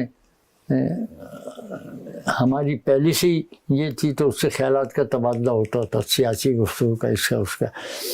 तो ये 46 में वहाँ काम करते हुए एक मोटा एकदम फायरिंग की आवाज़ आई, तेज फायरिंग की। तो केशव ने हमसे कहा कि भाई रशाद जी देख के तो आज आके कहाँ फायरिंग हो रही, क्या हो रही। तो हम वहाँ से उतर के थोड़े फासले पे गए तो वहाँ टाउन हॉल है और उसके पीछे बंदरगाह का इलाका है, बैलेट पियर कहलाता है। तो बंदरगाह में जहाज़ लगते हैं, तो वहाँ वो जहाज़ 46 में वो लगे हुए थे और रोड बंद कर दिया गया था। ट्रैफिक थी उस पर, रोड जहाँ तक हम जा सके थे वहाँ से रोड बंद था। और उसका सामने का इलाका जो नेवी का था, वहाँ अंग्रेज़ों ने रेत की बोरियां डाल के मोर्चे बनाए हुए थे और वहाँ से यहाँ से अंग्रेज़ फौजी फायरिंग कर रहे थे। वहाँ बंदरगाह से, जहाज़ों से, दूसरे इलाके से, वहाँ से नेवी और इंडियन जो थे वो फायरिंग कर रहे थे। तो अच्छा, उसमें ना मुकामी पुलिस थी ना मुकामी मिलिट्री थी। बराह रास्त उन्होंने इनकार कर दिया था उन पे गोली चलाने से, और यहाँ से ये हो रहा था। खैर हम ये देख के वो आ गए वहाँ, और उस वक्त बिल्कुल इब्तिदाई तौर पे ये देखा था मैं। वापस आके हमने बतलाया भाई ये सूरत हाल है, ये है। सारा दिन तो उसी जगह पे नेवी की मुठभेड़ होती रही। दूसरे दिन नेवी के लीडरों ने आवाम से अपील की कि आवाम हमारा साथ दें। वो अपील करना था कि मुंबई में सारे अवाम एकदम बाहर निकल आए, और उन्होंने एक एक चीज़ नेस्तो नाबूद कर दी। सारी पुलिस चौकियाँ थी और दूसरे सरकारी इमारतें थी, ये भी, और बहुत बड़ी खूनरेज़ी हुई। और उसके बाद अंग्रेज़ों ने हर मोहल्ले के अंदर, हर गली के अंदर अंग्रेज़ फौजियों को भेजा और वैसे मोर्चे बनाए और अंधाधुंध फायरिंग शुरू कर दी। और मैं समझता हूँ कि 2-2.5 हज़ार आदमी उसे मारे गए होंगे, इसलिए कि लाशें हमने वहाँ पड़ी हुई ऐसी देखी, फायरिंग ऐसी देखी। पूरा शहर तहस नहस हो गया था। और अंग्रेज़ों ने किसी को वो नहीं किया, बाहर नहीं, पाबंद, कर्फ्यू लगा हुआ था, सब था। दूसरे दिन जरा थोड़ा सुकून हुआ تو ہم بھی اپنے کارخانے میں گئے تو کارخانے میں جہاں ہم کارخانہ تھا تو اس کے ساتھ میں ایک شراب خانہ تھا جس میں دیسی شراب خانہ، تو وہ وہاں کچھ انگریز ضعیف غریب وہ باہر دروازے میں بیٹھے رہتے تھے، کیونکہ وہاں بمبئی تو انگریزوں کی پرانی آبادی تھی، وہ بیٹھے رہتے تھے کہ کوئی شراب پی کے نکلنے والا کوئی تھوڑی سی شراب دے دے گا یا کوئی مچھی کا ٹکڑا یا گوشت کا ٹکڑا دے دے گا کھا لے، تو وہ بیٹھے رہتے تھے۔ تو آتے جاتے ہم اس کو، جب اس دن ہم گئے کارخانے میں تو پتہ چلا کہ ان سب کو مار دیا گیا، ان انگریزوں کو۔ ایک انگریز سے قابض تھے، آقا کی صورت پہ تھے، لیکن وہ ایک شاخ سا گزرا کہ روز اور ہم سے بھی جو کچھ ہوتا تھا ہم ان کو دے دے، وہ بھی ایک تکلیف کے بات تھی۔ لیکن وہ وہاں سے جب یہ سب صورتحال دیکھی تو واپس جب اپنے علاقے میں آئے تو مسلم لیگ کا ایک دفتر تھا، بھنڈی بازار ایک جگہ ہے بمبئی کی، اس جگہ کا نام تھا دفتر کا محفل خدام چشتیہ۔ وہاں چندریگر صاحب تقریر کر رہے تھے اور مجمع لگا ہوا تھا، وہ کہہ رہے تھے کہ آپ لوگ یہ کام نہیں کریں، آپ یہ توڑ پھوڑ نہیں کریں، یہ کام اور یہ جو ہے گنڈوں کا کام ہے، بدماشوں کا کام ہے۔ یہاں مسلمانوں کو مسلم لیگ روک رہی تھی اس میں شریک ہونے سے، اور سردار پٹیل ہندو علاقے میں جا کے وہاں تقریر کر رہا تھا کہ یہ کانگریس اس میں شریک نہیں ہے اور یہ گنڈوں کا کام ہے۔ اور وہیں بھنڈی بازار کے چوکی پہ ایک پبلشر تھے، سلطان پبلشر کے نام سے، جو بعد میں ادھر کراچی میں آ گئے تھے، تو ان کا اخبار شاہد نکلتا تھا، وہاں یہ سب ادیب بھی بیٹھے ہوتے تھے۔ تو شاید وہاں کرشن بیٹھے ہوں، کرشن چندر، تو انہوں نے بعد میں اس واقعے کے اوپر ایک افسانہ بھی لکھا ہے کرشن نے، جس کا عنوان ہے 3 گنڈے۔ اچھا، یہ جب ہم نے دیکھا تو یہ کیا صورتحال ہے، ہم نے کہا کہ اصل تو یہ ہے کہ آپ کی غلامی کے خلاف لڑ رہے ہیں، جدوجہد کر رہے ہیں۔ اس سے پہلے بھی ہم نے بمبئی میں ایسے دیکھے تھے انگریزوں کے خلاف جلسے جلوس جو کانگریس نکالتی تھی۔ مسلم لیگ کا انگریزوں کے خلاف کوئی جلسہ جلوس ہمیں یاد نہیں ہے۔ یہ تو کہتے تھے کہ بٹے گا ہندوستان اور یہ ہوگا وہ ہوگا، لیکن انگریزوں کے خلاف کو تو وہ وہاں پر جب یہ ہم نے دیکھا تو وہ پھر ایک واضح خلیج نظر آئی۔ دوسرے دن پھر جو آپ کہتے کمیونسٹوں سے وابستگی کیسے ہوئی، تو دوسرے دن وہاں بھنڈی بازار پہ ہم نے دیکھا کہ اخبار بیچتے ہوئے کچھ بندے تھے جو اخبار فروش نہیں تھے، اور وہ کمیونسٹ پارٹی کا اخبار بیچ رہے تھے، نیا زمانہ، اور اس میں انہوں نے کہا تھا کہ یہ لڑائی اصل لڑائی ہے اور کمیونسٹ پارٹی پورے بر صغیر میں اس کی حمایت کرتی ہے، کیونکہ نیوی کی بغاوت بمبئی کے علاوہ کراچی، وجیگا پٹم اور کوچین وغیرہ میں بھی فوج نے ایک دم انڈین فوج نے بغاوت کر دی تھی۔ تو اس میں جو لوگ تھے، اس میں خاص نام جو مختلف یونین کے صدر اور یہ تھے، سید محمد مہندی ایک اردو ادب کا اور صحافت کا نام ہے، اور جس کا خاندان آج بھی یہاں بائیں بازو کو وہ کر رہا ہے، عالیہ امام ہے، مظہر عباس وغیرہ۔ سید محمد مہندی وہ اخبار کے ایڈیٹروں میں بھی تھے اور وہ بیچنے والوں میں بھی وہ شامل تھے۔ تو ان کے ہاتھ سے ہم نے پہلا اخبار کمیونسٹ پارٹی کا خریدا، جو 14 سال کی عمر تھی، اور ہم وہیں پڑھ کے خبریں پڑھ رہے تھے کھڑے ہو کے یوں بڑے انہماک سے۔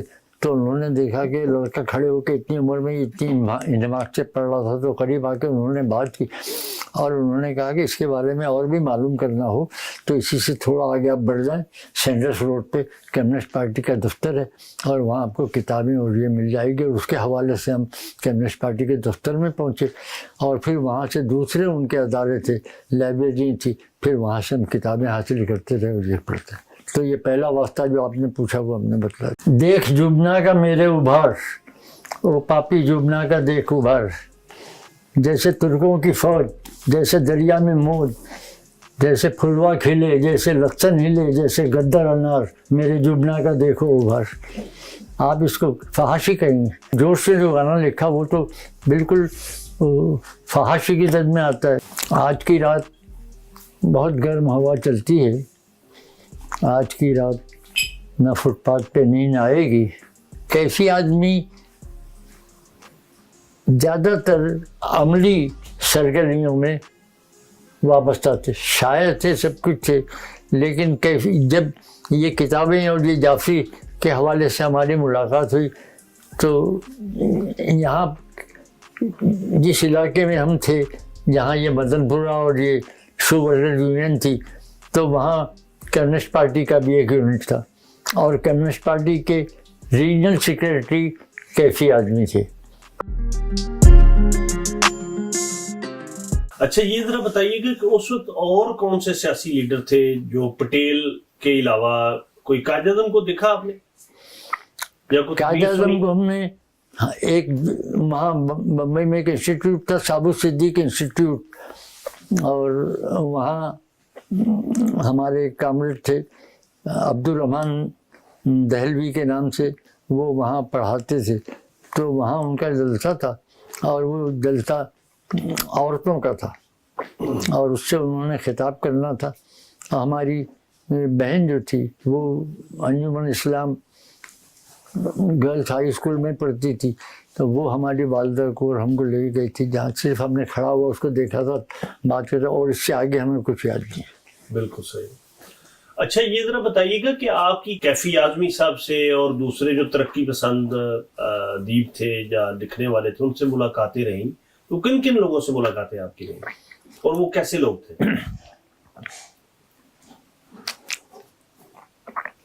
जैसा इससे पहले मैंने जिक्र किया आपसे कि सियासत से वाबस्तगी थी और अदब से दिलचस्पी थी, तो जब वहाँ उस दफ्तर में पहुँचे तो उन्होंने हमें मुकामी पॉइंट उनके बतलाए कि यहाँ से आपको ये मिलेगा। तो जहाँ पार्टी के दफ्तर से करीब, जो हमारी रहाइश के करीब, जहाँ हमने नाम बतलाया आपको चौकी मोहल्ला, उसके करीब दफ्तर थे एक शाहिद फ्री मजदूर लाइब्रेरी मदनपुरा का, और जहाँ हम बराबर जाके किताब पढ़ते थे, रोज़ शाम में हम वहाँ हाजिरी देते थे इस ड्यूटी देने के बाद, इसलिए कि हम पार्टी की सरगर्मी हो या अदबी सरगर्मी हो, हम रोज़गार से हमने अलहदगी नहीं इख्तियार की। रोज़गार हम पहले कमाने का जिक्र करते थे, हमारी ज़रूरतें पूरी करने का बाद में ये बात है। तो वहाँ से हम ये किताबें हासिल करते थे और वहाँ से पढ़ते थे। मेरा सवाल को फिर दोहरा दीजिए। जी, मैं ये कह रहा था कि जो उस वक्त के जैसे कैफी आज़मी साहब थे या दूसरे लिखने वाले, तो उनसे किन किन लोगों से आपकी मुलाकातें हुई? तो जब हम वहाँ पहुँचे शायद फ्री मजदूर लाइब्रेरी में, तो वो एक कम्युनिस्टों की ट्रेड यूनियन सरगर्मियों का भी मरकज़ था, अदबी सरगर्मियों का भी मरकज़ था। और फिर उसी के साथ में जब मस्तान तालाब, जो हमारे चौकी मोहल्ला जहाँ हमारी पैदाइश थी, उसके बाद गली के कोने पे मस्तान तालाब के नाम से एक मैदान था जहाँ जलसे हुआ करते थे, उसी के साथ में जो है वो एक बिल्डिंग थी जिसमें शू वर्कर यूनियन का दफ्तर था, और शू वर्कर के यूनियन के दफ्तर में भी पार्टी की सरगर्मियाँ, ट्रेड यूनियन सरगर्मियाँ और सियासी सरगर्मियाँ होती थी। तो वहाँ हम इन लोगों से हमारी वाबस्तगी हुई। वो यूँ हुई कि अंजुमन तरक्की पसंद मुसन्निफ़ीन जो थे, उनमें भी हमारी वाबस्तगी इनसे हुई। जब हम यहाँ ये सब चीज़ें हमने अदबी इसमें लाइब्रेरी में इधर उधर देखी, तो यहाँ हमारे बड़े भाई थे जिन्होंने हमको घर से अलग किया था, तो वो भी अदब से दिलचस्पी थी और सियासत से दिलचस्पी थी। तो उन्होंने देखा कि भाई ये रशाद भी यहाँ बराबर आ रहा है, पढ़ रहा, तो उन्होंने फिर हमको पुश किया और उन्होंने फिर हमको और आगे बढ़ाया। और आगे बढ़ाया का मतलब ये है कि हम लाइब्रेरी में जाना, ट्रेड यूनियन सरगर्मी में हिस्सा लेना, ये तो हम करते थे। मतलब ये है कि मजदूरों को गिरनी कामगार यूनियन, गिरनी मिल को कहते हैं, मिल मजदूर यूनियन, गिरनी कामगार यूनियन की चंदा जमा करना, मजदूरों को मेंबर बनाना। तो मिल के दरवाज़ों पे जाके वो रसीद बुक लेके खड़े होते थे और वहाँ हम उसको ये करते थे, ये सरगर्मियों में हिस्सा लेते थे। उन्होंने हमको पहली मरतबा انجمن ترقی پسند مصنفین کے جلسے میں ہم کو لے کے گئے اور وہاں ترقی پسند مصنفین کے جلسے میں تو پھر ہم کو ایک دم سے پش ملا آگے لکھنے کا اور پڑھنے کا، اور اس کا مطالعہ تو ہم بھرپور شروع سے ہی کرتے رہے تھے. تو وہاں سے پھر ہمیں کتابوں کے حصول کے لیے ہمارے بڑے بھائی ہمیں لے کے گئے سردار جعفری کے ہاں. اس وقت بمبئی میں ایک ادارہ چل رہا تھا کتب پبلشر کے نام سے، جو نیا ادب ماہوار شائع کرتا تھا، اور وہ فورٹ کے علاقے میں اس کا دفتر تھا. اور انہوں نے جب دیکھا کہ یہ ہیں تو ہم نے ان سے ذکر کیا کہ ہم یہ سب پڑھنا چاہتے ہیں، یہ میں شاہی لائبریری میں بھی پڑھتا ہوں اور یہ سب کچھ کرتا ہوں. تو انہوں نے جعفری نے ہماری سرپرستی کی، ہمیں سمجھایا اور پھر ہمیں کتابیں دی. وہ کتابیں ہمیں ابھی تک یاد ہے. منشی پریم چند کی کتاب تھی زادِ راہ، خواجہ احمد عباس کی کتاب تھی زعفران کے پھول، ملک راج آنند کی تھی قلی، اور بھی کئی کتابیں تھیں. تو کیفی اعظمی صاحب سے بھی ملاقاتیں رہی ہیں آپ کی؟ کیفی اعظمی زیادہ تر عملی سرگرمیوں میں وابستہ تھے، شاعر تھے، سب کچھ تھے، لیکن جب یہ کتابیں اور یہ جعفری کے حوالے سے ہماری ملاقات ہوئی تو یہاں جس علاقے میں ہم تھے، جہاں یہ مدن پورہ اور یہ شو ورکر یونین تھی، تو وہاں کمیونسٹ پارٹی کا بھی ایک یونٹ تھا، اور کمیونسٹ پارٹی کے ریجنل سیکریٹری کیفی اعظمی تھے. کیفی اعظمی میں چونکہ وہ تمام خاصیتیں تھیں جو ایک بائیں بازو کے ورکر میں یا لیڈر میں ہونی چاہیے تھی.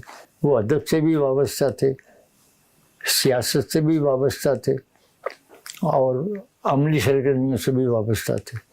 کیونکہ ہم نے ایک ذکر اس میں کیا ہے، وہ یہ ہے کہ ہمارے نزدیک ایک سیاسی ورکر کو دانشور بھی ہونا چاہیے اور ایک دانشور کو سیاسی ورکر بھی ہونا چاہیے، اور یہی اس کا اپنا مد نظر تھا. تو وہ وہاں کمیونسٹ پارٹی کے وہ سیکریٹری تھے، اور وہ تمام ادبی اور ٹریبیون سرگرمیوں کو وہ گائیڈ کرتے تھے، اور انہیں کی سرپرستی میں پھر ہم وہاں جب تک رہے بمبئی میں ہم آگے بڑھتے رہے.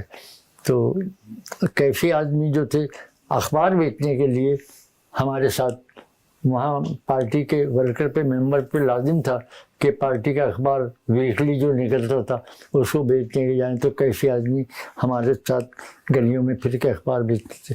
جلوس نکلتے تھے تو اس میں جلوس نہ صرف نکالنے والوں میں شامل ہوتے تھے بلکہ اس کے ساتھ عملی مظاہروں میں اور اس میں شریک ہوتے، جس میں بڑے بڑے 2-3 جلوس ہمیں یاد ہیں کہ ایک جان فاسٹر ڈلس وہاں آیا تھا، تو ایک بہت بڑا جلوس لے کے اپنے علاقے سے ہم لوگ گئے تھے اور اس کے امریکن سفارت خانے پہ مظاہرہ کیا تھا، اور جس کا سلوگن یہ لگاتے تھے، انگلش میں سلوگن رہتا کہ وار مونگر ڈلس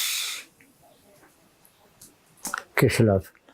تو اس کو کیفی آدمی ہی گائیڈ کرتے تھے. اور دوسری تمام اسٹالن کی موت کے اوپر جو وہاں جلوس نکلے یا دوسری آزادی کے سلسلے میں نکلتے تھے تو کیفی آدمی ساتھ جاتے تھے. پھر جو مشاعرے ہوتے تھے، اور اس مشاعرے میں جہاں بھی کیفی آدمی کو بلایا جاتا تھا، ٹریڈ یونین کے بمبئی میں بیسٹ بامبے الیکٹرک ٹراموے کمپنی کی یونین تھی، اس کے جلسے ہوتے تھے. کی آواز تو نہیں آ رہی. تو اس میں بھی وہ جو مشاعروں میں بھی ہم ان کے ساتھ جاتے تھے، اور پھر ہمیں بھی وہ وہاں لکھنے کی اور پڑھنے کی ترغیب دیتے تھے کیفی آدمی. تو کیفی آدمی ہماری عملی سرگرمی میں بھی وہ رہے. اور پھر بمبئی میں انجمن ترقی پسند مصنفین کی ایک کانفرنس 48 میں ہوئی تھی، اس کا پورا انتظام ان کے ذمہ تھا، جس کا ہم نے کتاب میں ذکر بھی کیا. اور اس کو نہ صرف اس کا انتظام کرنا، اس کے ایک ایک چیز کا، بندوں کو ٹھہرانا کہاں ہے، رکھنا کہاں ہے، کیا کرنا ہے کیا نہیں کرنا، تو اس میں بھی وہ شریک تھے. اس میں ہم بھی 48 میں اس میں بھی شریک تھے، اور ہم والنٹیئر میں تھے کہ جو سارے ہندوستان سے لوگ آتے تھے ان کو وہاں اسٹیشن سے لے کے ان کے مقام پہ پہنچانا. اچھا کیفی آدمی بطور انسان کیسے تھے؟ شاعر تو وہ بہت اچھا آدمی تھے. اچھا ان کا کوئی جو کلام آپ کو جو کوئی بہت پسند ہو؟ بمبئی میں وہ شو ورکر یونین تھی جس میں الیکشن کے دوران میں وہیں پہ آ کے 24 گھنٹے ان کو رہنا پڑتا تھا. ویسے وہ رہتے تھے تو ریڈ فلیگ ہال میں ایک چھوٹا سا کمرہ ملا ہوا تھا اس میں، لیکن وہ وہیں رہتے تھے. تو بمبئی میں چھوٹے سے کمرے میں 8-10 آدمی ایک دوسرے سے لگ کے سو سکتے ہیں، ان سے زیادہ ہو تو رہ نہیں سکتے. تو وہ رہائش کی جو ہوتی ہے بمبئی میں عام طور پہ بھی، تو لوگ اپنی دری اور چادر لے کے سڑک پہ چلے جاتے ہیں اور وہاں سوتے ہیں. تو ایک دن رات بہت گرم تھی، گھر کمرے میں سو نہیں سکتے تھے، تو نیچے اتر کے روڈ پہ انہوں نے دری بچھائی اور وہاں. تو اس وقت انہوں نے اس پر ایک نظم بھی لکھی ہے جو بعد میں ان کی اس میں بھی بنجے میں بھی آئی ہے. گرم ہوا. آج کی رات بہت گرم ہوا چلتی ہے. آج کی رات نہ فٹ پاتھ پہ نیند آئے گی. میں اٹھوں تم بھی اٹھو، تم بھی اٹھو، کوئی کھڑکی اسی دیوار میں کھل جائے گی. واہ. اور پھر اسی گرم ہوا کے نام سے انہوں نے بعد میں جب فلم انڈسٹری میں ان کا مقام بن گیا تو انہوں نے ایک فلم بھی بنائی گرم ہوا کے نام سے. بالکل ٹھیک ہے. اچھا تو فلم کی بات ہوئی اور بمبئی بعد میں ان کا 2-3 شعر ہمیں یاد آ گیا آپ کو.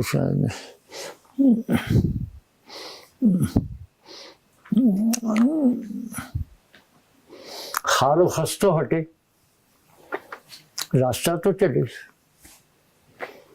میں کہاں دفن ہوں کچھ پتا تو چلے. بیلچے لاؤ کھودو زمیں کی تہیں، خار و خس تو ہٹے راستہ تو چلے، میں اگر تھک گیا قافلہ تو چلے. واہ. خار و خس تو ہٹے راستہ تو چلے، میں اگر تھک گیا قافلہ تو چلے. بیلچے لاؤ کھودو زمیں کی تہیں، میں کہاں دفن ہوں کچھ پتا تو چلے. واہ واہ. اچھا یہ ذرا بتائیے گا کہ شبانہ تو ان کی بیٹی سے ملاقات ہوئی آپ کی کبھی؟ نہیں، ہم 64 میں جب گئے تھے، اس لیے کہ وہ تو بہت بعد کی پیداوار ہے. ہم جب 64 میں گئے تھے تو بعد میں 10 سال کے بعد 54 تک تو ہم بمبئی جاتے آتے رہے تھے، اس لیے کہ راستے کھلے تھے. پانی کا جہاز کراچی سے چلتا تھا، بہت معمولی کرایہ تھا سندھیا کمپنی کا. لیکن 64 میں ہم بعد میں جب گئے تھے تو کیفی سے ملنے ہم گئے تھے، تو وہ اس وقت ان کا ایک مقام فلم انڈسٹری میں گانوں کے اعتبار سے اور دوسرے اعتبار سے بن گیا تھا. اور وہ بمبئی سے تھوڑی دور جوہو ایک ساحل ہے، اس کے ساتھ مکانات بنے ہوئے تھے جیسے یہ آپ کے بنتے ہیں جھوپڑی نما، اسی میں ان کی رہائش تھی. اور وہاں بہت بڑے بڑے لوگوں کی بھی وہ تھی. اور وہیں سامنے پرتھوی راج کے بھی کوئی اولادیں رہتی تھی. تو وہ وہاں جب ہم گئے تھے تو شاید بچے جو ہے وہ ٹہل رہے ہوں، ان میں وہ ہو. یہ 64 کی بات ہے، اب مجھے نہیں پتا کیونکہ اس کی وہ تھی بھی اس وقت یا نہیں تھی. ہم نے کیفی کو شوکت کے ساتھ دیکھا ہے، رہتے ہوئے دیکھا ہے، اس کو ویسے عملی سرگرمی میں دیکھا ہے. ان کی بیوی شوکت تھی. چونکہ وہاں عموماً بائیں بازو کے ورکر اور یہ شاعر اور یہ سب فلم انڈسٹری میں مقام بنانے سے پہلے بہت قسم پرسی میں رہتے تھے، تو ان کو ہم نے دیکھا ہے. تو پھر وہ ان کی بیوی شوکت جو تھی وہ پھر پرتھوی راج کا ایک وہ تھا رائل اوپرا ہاؤس میں، وہ ہر اتوار کو اپنا وہاں ایک تھیٹر پیش کرتے تھے. تو پرتھوی راج کے تھیٹر میں شوکت نے ملازمت کر لی تھی تو وہاں پھر ان کا وہ ہوتا تھا. یہ خواجہ احمد عباس عموماً وہ ان کے پرتھوی راج فیملی سے بہت قریبی تعلقات تھے. تو بائیں بازو کے لوگوں کو، وہ کمیونسٹ تو نہیں تھے، قوم پرست تھے، لیکن بائیں بازو کے لوگوں کو ہمیشہ ایسے وقتوں میں آگے بڑھ کے کام آتے تھے. تو وہ انہوں نے شوکت کو وہاں لگایا. پھر کیفی کو، جو انہوں نے انڈر گراؤنڈ تھے تو یہ بھی بہت قسم پرسی میں تھے، تو ان کو بھی ایک گانا ان کو دلوایا تھا اور وہاں سے ان کی ابتدا ہوئی تھی. اور وہ گانا بھی انہوں نے اسی شوبرٹن یونین میں لکھا تھا، وہ بھی ہمیں یاد ہے. وہ جب پہلا گانا ان کو ملا کہ انہوں نے کہا کیفی سے یاد گانا یہ لکھ دے، تیرے کو پیسے مل جائیں گے کچھ. تو وہ سچویشن میرا خیال ہے نمی کی پہلی فلم تھی، اور اس وقت جو ہے جہاں شوبرٹن یونین کا آفس تھا اس کے نیچے ہوٹل تھا ملباری کا، وہ آفس اوپر بلڈنگ میں تھا. اور وہاں بمبئی میں یہ رواج تھا کہ ہر ہوٹل میں وہ ریکارڈنگ ہوتی تھی فلمی گانوں کی. تو وہاں وہ گانا بج رہا تھا پنجابی، اس کا لوک گیت ہے بہت مشہور ہے، چنا کتھے بتائی آئی رات رے میرا دل دلیلاں دی بات رے. تو یہ تھا. تو اسی دھن کے اوپر ان کو وہ گانے کی سچویشن ملی تھی، اور اس کا گانا انہوں نے پہلا گانا وہ لکھا غالباً بزدل فلم کا تھا، فلم کا نام تھا. اور وہی روتے روتے گزر گئی رات رے آئی یاد تیری ہر بات رے، روتے روتے گزر گئی رات رے. نیند بھی میری نہ میری ہو سکی، روتی شبنم بھی نہ یہ غم دھو سکی، تھی اکیلی میں نہ تیری ہو سکی، روتے روتے گزر گئی رات رے. پیار کی گھڑیاں بہت یاد آئے گی، یاد آ کر مجھے تڑپائے گی، اور ہمیں تنہائیاں ڈس جائے گی، روتے روتے گزر گئی رات. یہ گانا ان کا پھر چلا، پھر ان کو فلم کے گانے ملتے چلے گئے. اس لیے کہ کوئی بھی چیز آپ معاشرے سے، معاشرے کی ضروری احتیاجات سے وابستہ نہیں ہے، اور آپ جو تخلیق کرتے ہیں، جو پیدا کرتے ہیں، اس کا ریٹرن آپ معاشرے سے نہیں لے سکتے، تو آپ معاشرے سے نتھی نہیں ہو سکتے. معاشرہ آگے بڑھتا ہے معاشرتی سرگرمیوں سے، پریکٹک سے شامل ہونے سے معاشرہ آگے بڑھتا ہے. ایک شاعر بمبئی میں جو شاعر تھے، جب فلم انڈسٹری سے وابستہ نہیں تھے تو ان کو گانے کی آفر ہوتے تھے، تو یہ کہتے تھے نہیں، ہم تو ترقی پسند ہے پارٹی کے لیے شاعری کریں گے. سوال یہ ہے کہ آپ کی شاعری کی افادیت اس سے زیادہ ہے. اس سے زیادہ یہ ہے کہ اگر آپ یہ عوام میں دیں گے تو آپ کو زیادہ ریٹرن ملے گا. اور یہی ہم نے کتاب میں ذکر کیا ہے کہ اس کی شاعر کی پوری نظم ہے اس بات پہ کہ میں نے جو گیت تیرے پیار کے خاطر لکھے، آج ان گیتوں کو بازار میں لے آیا ہوں، آج بازار میں نیلام اٹھے گا ان کا، میں نے جو گیت تیرے پیار کے خاطر لکھے. بری بات کیا ہے اس میں؟ سوال یہ ہے شیلندر کو، شیلندر کمیونسٹ تھا، کمیونسٹ پارٹی کے انڈین پیپل تھیٹر میں تھے، ہمارے ساتھ گانے کے سیٹ میں گانے گاتا تھا، گانا لکھتا تھا، سب تھا. اس کو پہلی مرتبہ پرتھوی راج کپور نے جب آفر کی تو اس نے کہا کہ نہیں بھائی میں تو پارٹی کا شاعر ہوں. لیکن جب تنگ دستی آئی تو راج کپور یاد آیا، پھر اس کے پاس راج کپور کے پاس گئے تو انہوں نے پہلی فلم دی برسات لکھنے کے لیے. یہ انڈین پیپل تھیٹر میں ہمارے ساتھ تھے شیلندر، ہمارے گانے کے اسکوائڈ میں ہمارے ساتھ گایا کرتے تھے، اور انہوں نے گانے لکھے. اس کے فلم آنے سے پہلے ان کے گانے اتنے مقبول ہو گئے کہ شیلندر کا نام مشہور ہو گیا، جس کا بہت مشہور گانے بھی ہے لال دوپٹہ ململ کا، یا پتلی کمر ہے ترچھی نظر ہے. اس کو پارٹی کے لوگوں نے کہا یار ایک تو فلم میں چلا گیا اور ایسے اردیا گانے لکھ رہا. کہتے ہیں میں نے کیا اردیا گانا لکھا ہے یار، پتلی کمر ہے ترچھی نظر، اس میں کیا اردیا نہیں. آپ تو اپنے شاعر انقلاب کو دیکھو جو انہوں نے من کی جیت میں گانا لکھا ہے. ہوا میں اڑتا جائے مرا لال دوپٹہ ململ، وہ تو اس کا ہے، کرشن اس کا شیلندر کا ہے. لیکن جوش سے جو گانا لکھا وہ تو بالکل فحاشی کی زد میں آتا ہے، جو انہوں نے من کی جیت میں لکھا تھا پاکستان بننے سے پہلے. کس نے لکھا؟ جوش ملیا باجی نے. اچھا وہ کیا گانا ہے؟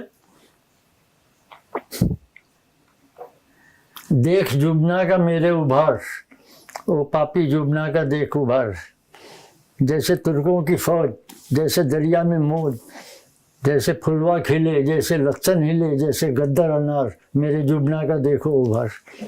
आप इसको फहाशी कहेंगे, फहाशी तो ये हुई है, लेकिन उर्दू अदब में भी अगर फहाशी की तारीफ करें तो आपकी उर्दू अदब की 75% शायरी फहाशी की जद में आ जाएगी और जिनसी हरासगी की जद में आएगी।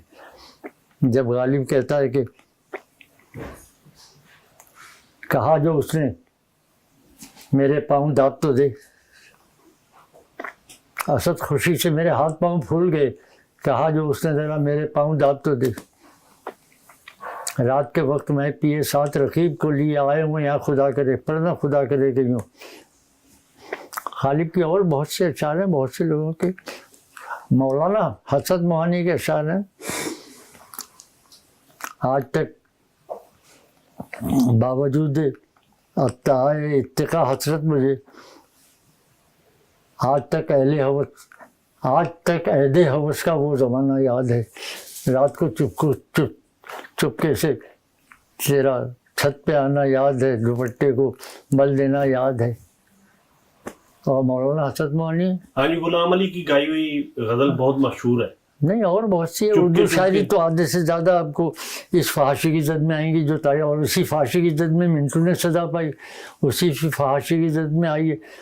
लेकिन जो इंसान की नेचर है, आप उस नेचर पर गैर ज़रूरी अखलाकी पाबंदियों के नाम से पाबंदी लगाना वो माशरा कभी कबूल नहीं करता। और वो सूरत हाल जो है जिसने इसको जिनसी ताल्लुक़ को वो फहाशी की जद में नहीं लाया, उन्होंने बड़ा अदब तख्लीक किया है और बड़ी शायरी की है, बड़ी मुसव्वरी की है।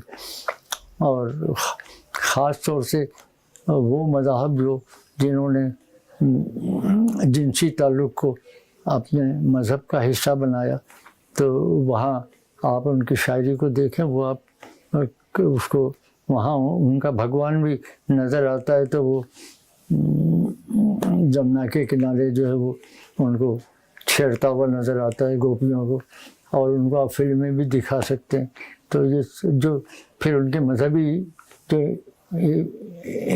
इबादत गाहें हैं उनमें उसकी इख्तिलात के मनाजिर उन्होंने नक्श किए हुए हैं, जो मुंबई में अजंता में, एलोरा में और बनारस में सब जगह हैं।